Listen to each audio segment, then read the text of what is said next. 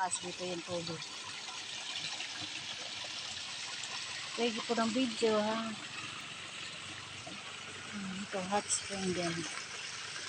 Doon kami sa kabila. Tapos dito naman kami. Ayan.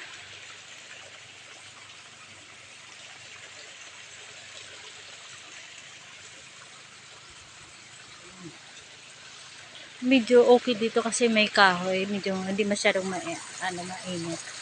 Yun lang yung tubig. Mainit. Mahihintay. Hindi mo man salod ng mabuti? Salod mo mabuti? Ha?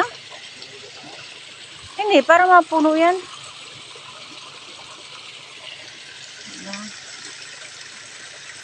Spring yan.